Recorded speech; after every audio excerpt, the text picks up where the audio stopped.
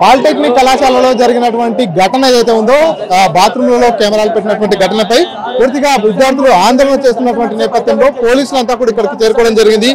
స్థానిక డిఎస్పీ కూడా ఇక్కడికి రావడం జరిగింది. విద్యార్థులతో మాట్లాడారు. అసలు వీరికి ఎటువంటి ఎవిడెన్స్ వచ్చింది, ఈ ఘటనపై ఎటువంటి చర్యలు తీసుకుంటారు, డిఎస్పీ గారితో మాట్లాడదాం. సార్ చెప్పండి, అసలు ఏం జరిగింది ఇక్కడ, మీకు వచ్చినటువంటి కంప్లైంట్ ఏంటి, మీ ప్రాథమిక విచారణలో ఏంటి? మాకు ప్రాథమిక విచారణ మాకు వచ్చిన కంప్లైంట్ ఏంటంటే అమ్మాయిల బాత్రూంలో ఒక అతను ఇక్కడ చదువుకునే వ్యక్తే సెల్ ఫోన్ పెట్టి వీడియో రికార్డ్ చేస్తుండే, వాళ్ళు వాష్రూమ్ పోయినప్పుడు వీడియో రికార్డ్ చేస్తుండే సమాచారం మీదకి రావడం జరిగింది. మేము కేసు రిజిస్టర్ చేసి అతని మీద యాక్షన్ తీసుకుంటాం. అతడు కూడా మా అదుపులోనే ఉన్నాడు ప్రజెంట్. అతని మీద యాక్షన్ తీసుకుంటాం కంపల్సరీ. మొబైల్ని నిందితుడిని ఇద్దరిని అదుపులోకి తీసుకున్నాం. అది కూడా చెక్ చేసి చూస్తాం. చెక్ చేశారా స్వామి? ఇప్పటి వరకు మొబైల్లో ఏముంది? సి టీంలో అమ్మాయిల స్టేట్మెంట్లు సి టీంలో రికార్డ్ చేస్తారు. సి టీం వాళ్ళు చెక్ చేస్తారు. ఇంకా మేము ఆడికి పోలేదు, ఇక్కడే ఉన్నాం. నేను తర్వాత వెరిఫై చేస్తాను. కానీ విద్యార్థులు కొంతమంది ఆందోళన చేస్తున్నారు.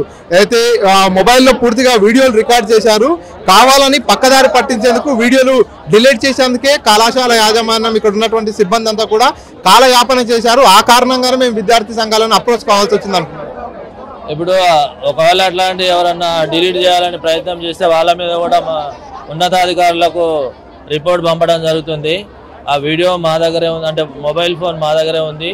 అది అమ్మాయిలు మా ఉమెన్ ఎస్ఐ గారు వెరిఫై చేసిన తర్వాత దాని మీద ఏమున్నది అనేది వీళ్ళు కూడా అమ్మాయిలకు తెలియజేస్తాం.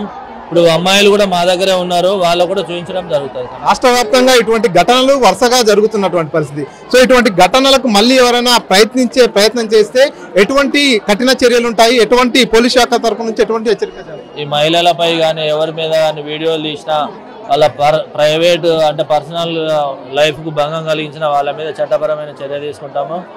మరి విద్యార్థుల మీద ఎవరైనా ఏం చేసినా కానీ తప్పకుండా వాళ్ళ మీద కఠిన చర్యలు తీసుకోవడం జరుగుతుంది.